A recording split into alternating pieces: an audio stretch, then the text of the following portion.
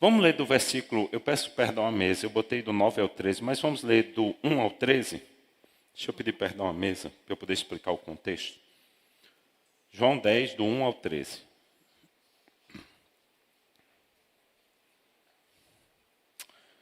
Em verdade lhes digo, que aquele que não entra no aprisco, no curral das ovelhas, pela porta, mas sobe por outro lugar, pulando o muro, ele é ladrão e assaltante. Aquele que entra pela porta é o pastor das ovelhas. Vamos lá, gente? Seguindo comigo, versículo 3. O porteiro abre a porta e as ovelhas ouvem a sua voz. Ele chama as suas ovelhas pelo nome e as leva para fora.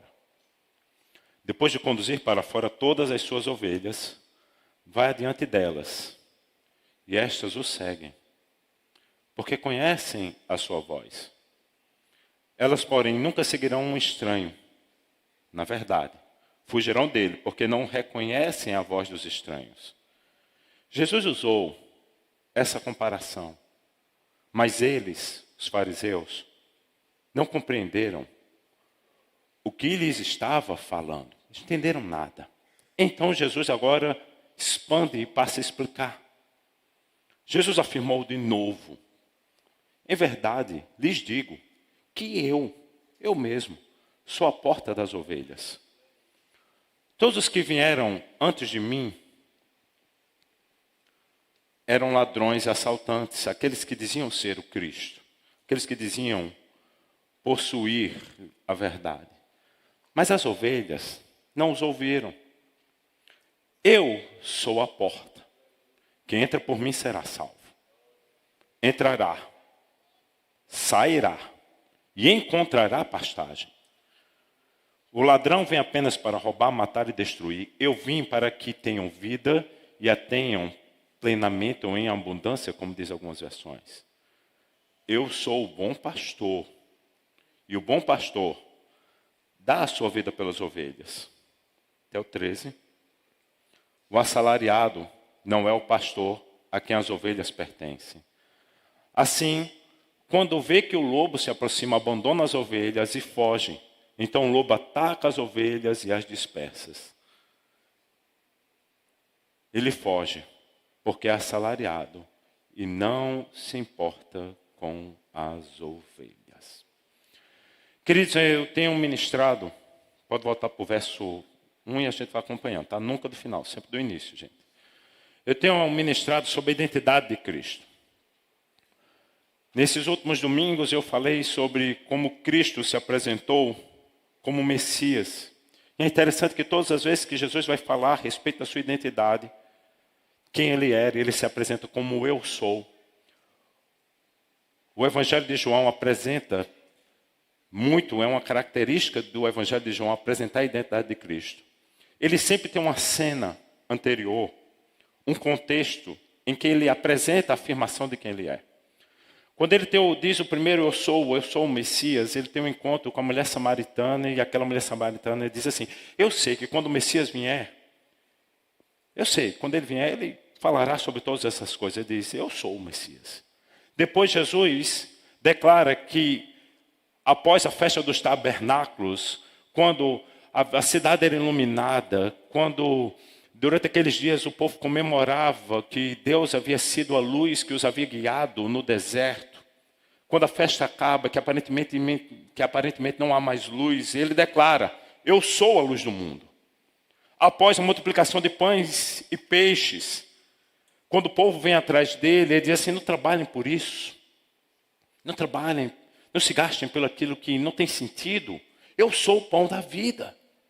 Agora, ele declara: eu sou a porta, e eu sou o bom pastor. E o contexto em que Jesus diz isso, quando você vai para o capítulo 9, você vai perceber que Jesus havia curado um cego de nascença. E aquele cego, quando fora curado, ele foi expulso pelos líderes que dominavam o contexto religioso da época. Porque ele declara: olha, eu não sei quem ele é, eu sei que me curou, tem que ser de Deus. Foi Jesus. Quando ele é expulso, Jesus vai ao encontro dele e o acolhe.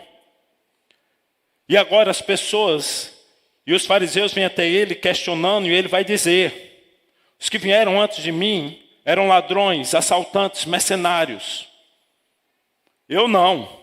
Eu sou a porta. Eu sou a porta das ovelhas, eu sou a porta do aprisco, eu sou aquele que tem para todos aqueles que vêm até mim cuidado. E esse é o grande tema nessa manhã que Deus ministrou no meu coração sobre esta passagem, sobre cuidado. Porque todos nós, de uma forma ou de outra, ainda que não queiramos admitir, buscamos nos sentir cuidados, seguros. É uma necessidade básica nossa. Nos sentirmos acolhidos, protegidos. E Jesus vai falar exatamente sobre essa proteção que Ele pode nos conceder e que o mundo não tem para nos oferecer. E a primeira lição que eu tiro desse texto, das afirmações de Jesus, é que Ele é a única porta que nos conduz até a Deus. Nós muitas vezes buscamos em pessoas, hoje se diz, todo caminho leva a Deus. E é possível que haja nesta manhã, para não dizer que tenho uma absoluta certeza, pessoas que têm essa mentalidade, aqui eu me ouvindo, acreditam que todo caminho, toda forma de espiritualidade leva a Deus. Pessoas que apesar de estarem na igreja ainda não reconheceram a Jesus como o único Senhor, até acreditam nele. Mas vivem um secretismo religioso tão louco que são capazes de estar na igreja no domingo, prestando o culto, e durante a semana se envolverem com outras coisas que são totalmente alheias ao Evangelho. Pessoas que não compreenderam e se deixam iludir, buscando salvação, solução, paz, alegria, em fontes que não são o Senhor. Sabe por que muitas vezes vivemos na igreja, num contexto em tantas pessoas, e vemos tantos crentes frustrados? Porque buscam salvação, inclusive para si mesmos.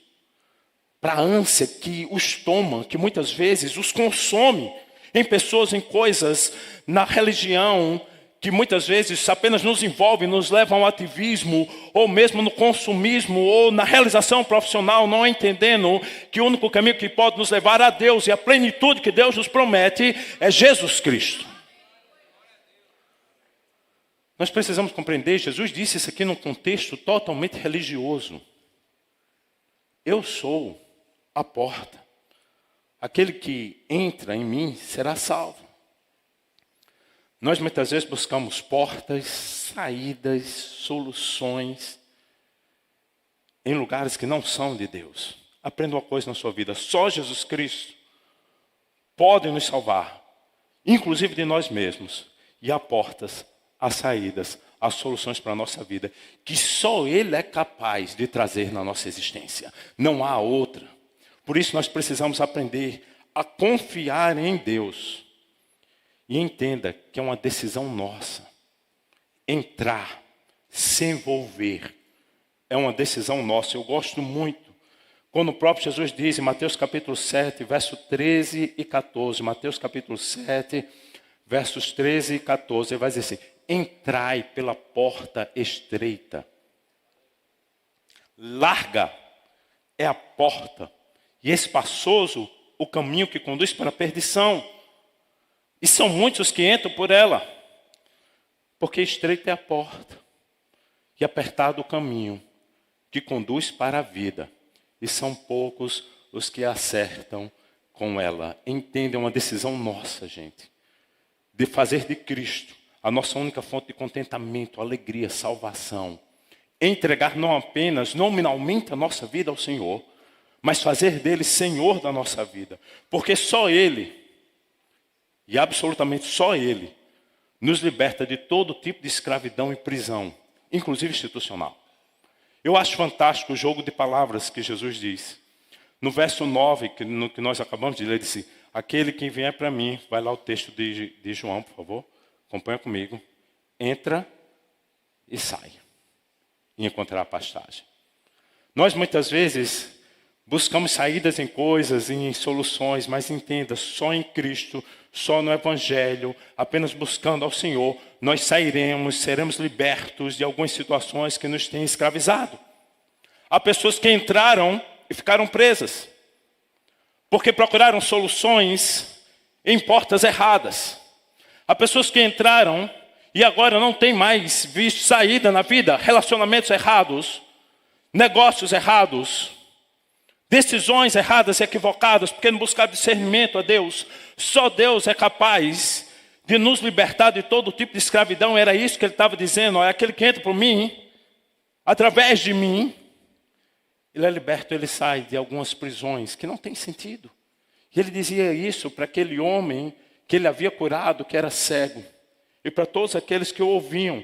Nós precisamos compreender que só em Cristo nós realmente seremos livres. Ele mesmo disse de uma forma muito clara que ele veio nos libertar. Só o Evangelho nos liberta. João 8:36, olha que texto lindo quando ele diz: e conhecereis a verdade, e a verdade vos libertará.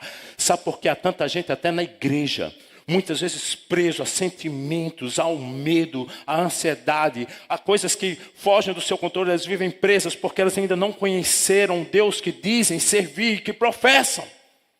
Nós precisamos parar de ter um relacionamento superficial com Jesus e fazermos dele a nossa fonte de contentamento, alegria, satisfação, segurança. É preciso entender que em Cristo nós somos livres, porque só Ele, que é o nosso pastor, é capaz de nos conduzir em proteção e em segurança. Eu amo essa expressão, eu sou a porta.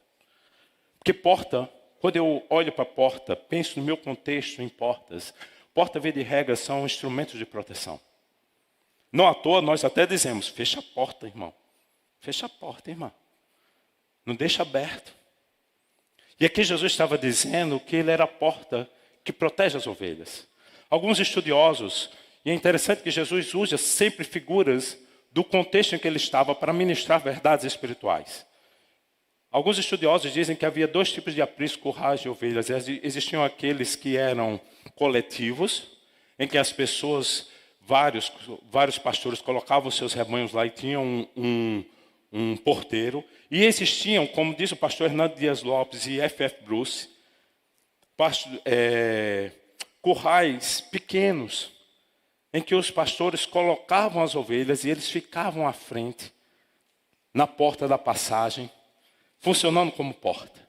Mas no fundo, tudo isso é para nos dizer que Jesus é aquele que nos protege. Nós podemos confiar nele. Nós podemos esperar nele, nós podemos descansar nele, nós podemos segui-lo como ovelhas indefesas, compreendendo que nós não temos o que temer se ele está conosco. Quando ele afirma que ele é a porta, ele estava querendo dizer: olha, você pode descansar seguro contra todos os males, contra tudo que existe no mundo. Porque eu sou o que cuido de você. Eu amo o Salmo 4, verso 8. Quando o salmista diz, Salmo 4, verso 8: em paz me deito e logo adormeço. Deixa eu parar um pouquinho. Há quanto tempo você não deita em paz? E há quanto tempo você tem dificuldade em dormir? Tem gente que para dormir preciso de tanta coisa. Em paz me deito e logo adormeço. Pois só tu, Senhor, me fazes não passar uma noite, me fazes não passar uma manhã, mas me fazes viver em segurança. Faça do Senhor a sua fonte de descanso, porque o convite até hoje continua ativo. Mateus 11, versos 28 e 29, é um dos textos que nós mais conhecemos, mas é um dos textos que nós muitas vezes não colocamos em prática, quando ele diz assim: venham a mim. Porque nós muitas vezes estamos cansados e inseguros, não fisicamente, mas de alma, dos sentimentos que muitas vezes nos povoam, que nos tomam. Venham a mim todos vós que estão cansados e sobrecarregados, e eu trarei descanso a vocês. Segue o versículo. Tomem sobre vocês o meu jugo e aprendam de mim, porque eu sou manso e humilde de coração, e vocês encontrarão descanso para a vossa alma. Sabe por quê? No fundo, aprenda uma coisa: só Deus realmente se importa com você por inteiro. Homens traem. Pessoas nos enganam. Pessoas estão conosco, mas por interesses muitas vezes. Jesus começa todo o texto falando sobre a diferença entre o bom pastor e os ladrões e os mercenários.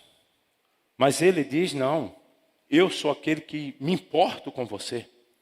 Ele vai falar e nós muitas vezes precisamos compreender, como bem disse Jeremias, capítulo 17, verso 5, que nós não podemos fazer dos homens a nossa fonte de confiança. Diz o texto, maldito é o homem que confia plenamente, aqui é o texto de depositar sua confiança nos homens, que faz da humanidade mortal a sua força, cujo coração se afasta do Senhor. Maldito é ele, enganoso, vai cair. Nós precisamos deixar de sermos ingênuas, como ovelhas, e estarmos atentos. Porque muitas vezes o diabo vai enviar pessoas que vão tentar se aproximar da gente, com o único foco de nos tirar do caminho do Senhor. A estratégia de Satanás continua sendo a mesma. Ele diz que ele vem roubar, matar e destruir. Ele rouba. Aqui entenda o contexto que Jesus está dizendo. Há um aprisco, há ovelhas. O ladrão vem, pula, rouba a ovelha. Tira ela do lugar onde ela deveria estar. Tira ela do local de segurança. Sabe, o diabo começa a trazer pessoas para a sua vida que vão lhe tirando de perto de Deus.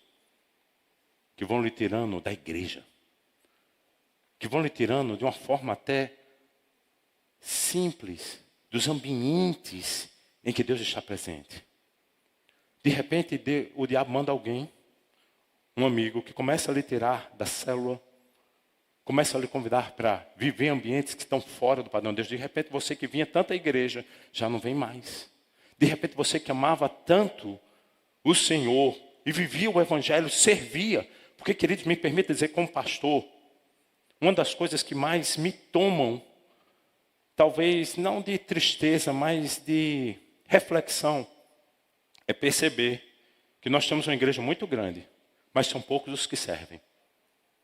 Nós temos uma igreja com muitos cultos, mas são contados aqueles que nós podemos contar para servir no dia a dia da igreja ao corpo de Cristo. Porque tem muita gente que está sendo roubado do aprisco. O diabo tem tirado. Ele rouba, depois ele mata, ele vai silenciando. Um dos sinais de alguém que está sendo morto é que ele começa a silenciar. Espiritualmente já não ora mais.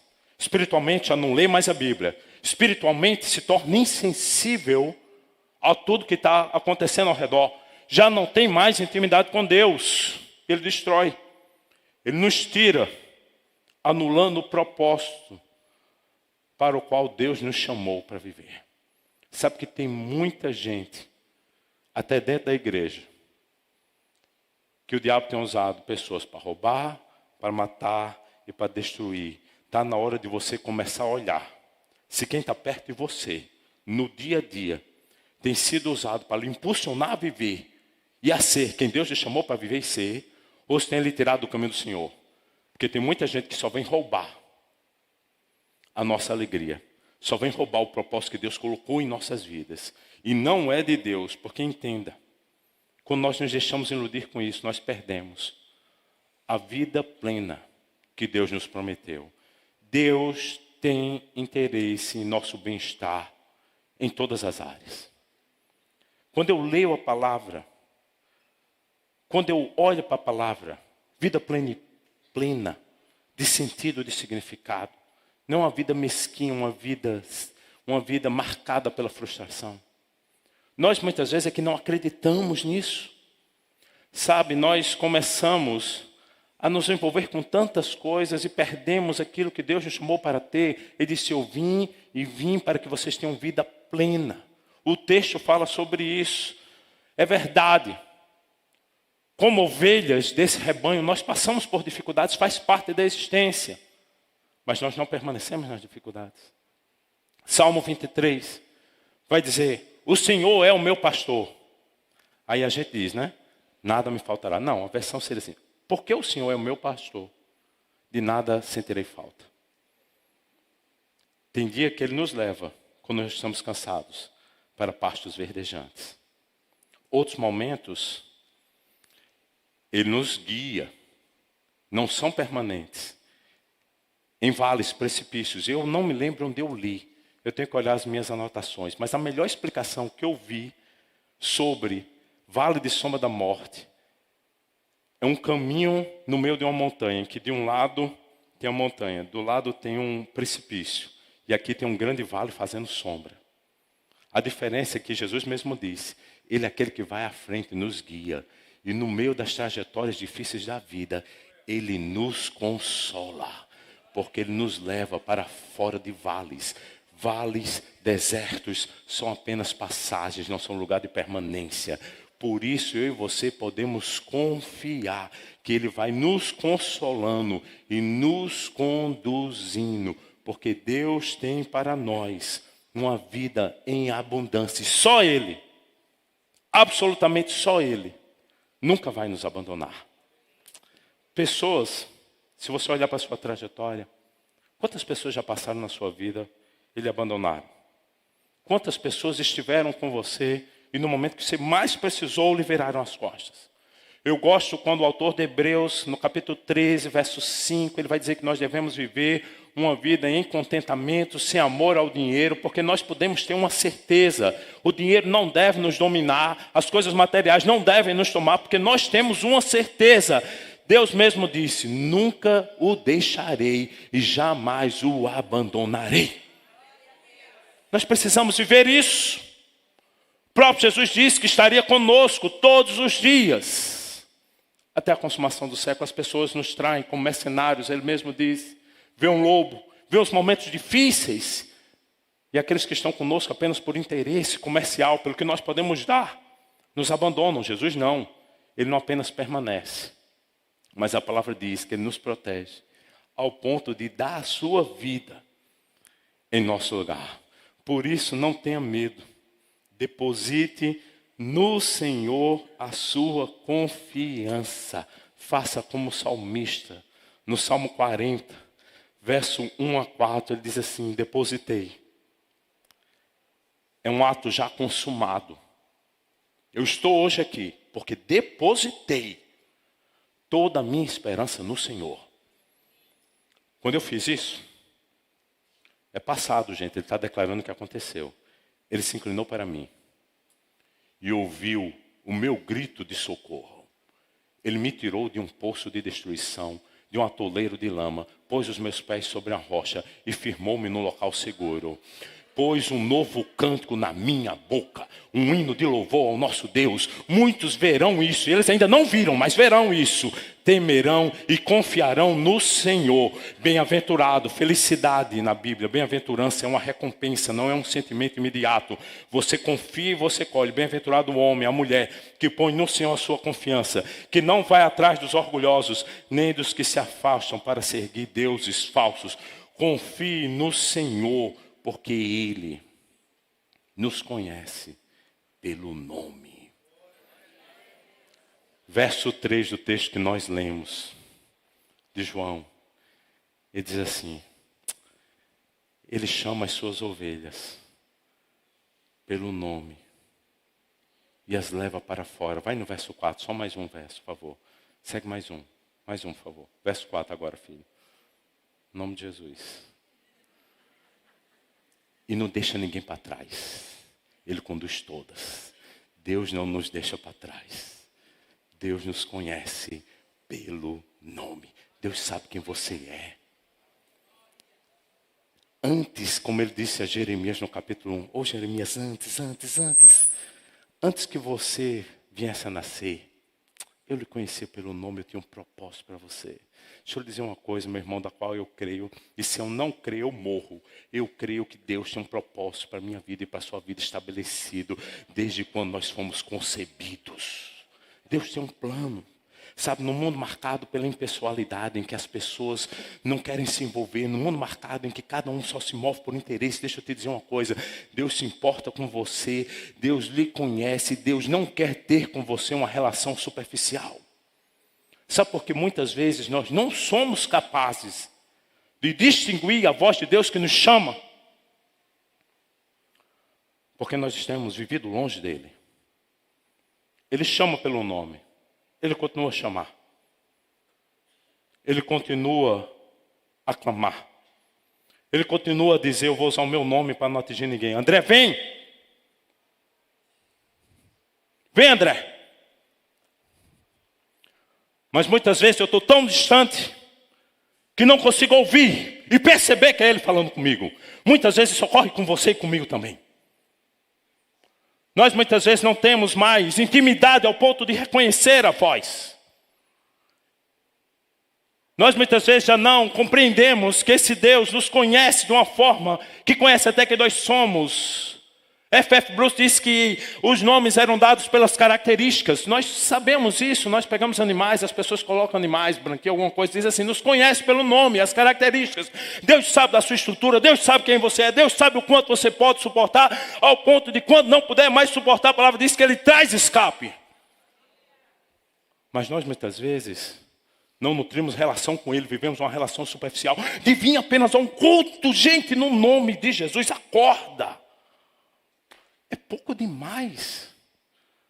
Não é possível que você se contente com uma refeição rápida para uma semana inteira. Sabe que tem gente que vive doente espiritualmente, por isso nem tem mais fome nem sede da justiça. Quando nós não temos fome e sede, é um sinal de que nós estamos doentes. O fastio é um sinal de doença. Sabe, Deus sabe quem somos, Deus tem um plano. Mas Ele quer se envolver conosco. A palavra vai falar que a relação dele conosco é a mesma relação que Ele quer ter e tem com o Pai. Mas vamos vivendo uma vida cristã tão superficial que queremos e dizemos que queremos ouvir a voz de Deus. Mas não conseguimos ouvir, porque estamos distantes demais. Qual foi a última vez, seja sincero, que de uma forma constante, uma forma continuada, você decidiu manter um relacionamento sério com Deus? Intimidade é fruto de envolvimento. Intimidade e conhecimento é fruto de gastar tempo, de interesse. Sabe o que é que muitas vezes nós só nos interessamos pela bênção e não nos interessamos pelo Senhor, que pode nos abençoar. Por isso hoje, decida nutrir intimidade com Deus. Decida compreender o que Ele tem para você. Decida compreender quem Ele é. Ele é o bom pastor, porque Ele já deu a vida por nós. Por isso que Ele é bom. Mas nós muitas vezes não conseguimos ouvir a voz, porque não conseguimos compreender quem Ele é. E decida-se, no nome de Jesus, deixar-se ser guiado. É uma decisão nossa. Muitas vezes nem parece fazer sentido. Eu me lembro quando o próprio Jesus disse, no verso de João 10, 18. Deixa eu te dizer uma coisa. A gente pode deixar ser guiado e confiar, porque nada foge do controle de Deus. A vida dele por mim, por você, o sacrifício dele, não ocorreu porque pessoas traíram, não ocorreu porque alguém lavou as mãos, não ocorreu porque os seus próprios seguidores o abandonaram. Não. Ele deu. Ninguém, disse assim ao texto, ninguém a tira de mim, mas eu a dou por espontânea vontade. Tenho autoridade para dá-la e para retomá-la. Jesus tem o controle sobre todas as coisas, por isso nós podemos confiar e deixarmos ser guiados. E ele ainda diz uma coisa, eu recebi essa ordem do meu Pai. Deixe ser guiado e obedeça, por mais difícil que possa parecer ser, porque Deus sabe o que vai fazer. Muitas vezes a obediência requerá de nós coragem para romper círculos, abandonar pessoas que nos têm afastado do Evangelho, que agem como ladrões. Vai requerer de nós coragem para nos afastarmos de relações e pessoas que estão conosco apenas por interesse, mercenários. Muitas vezes seguir a Cristo, aliás, muitas vezes não, sempre requererá de nós coragem para negar o nosso próprio eu. Entender que não deve mais prevalecer a minha vontade, a sua vontade, mas a vontade dele. Mas nós podemos confiar que Ele, como bom pastor, controla todas as coisas. E vai nos levar. Eu amo o final do Salmo 23, quando ele diz que ele prepara uma mesa posta na presença dos inimigos, não para você tripudiar, mas para demonstrar quem ele é. E deixa eu te dizer, naquele dia, não estarão só os inimigos não, estarão também os seus amigos, que é Deus festivo. Afinal, nós que somos ovelhas, podemos confiar no Senhor, porque Ele voluntariamente nos amou. Eu amo o verso 21 desse texto, porque quando Jesus termina de declarar, uns diziam, ele está endemoniado. Outros diziam, essas palavras não são de um endemoniado. Pode um demônio abrir os olhos dos cegos? Jesus havia curado apenas um cego. Mas agora eles declaram que são muitos os que tiveram os olhos abertos. Você é capaz de ver? Feche os seus olhos que eu gostaria de orar por você.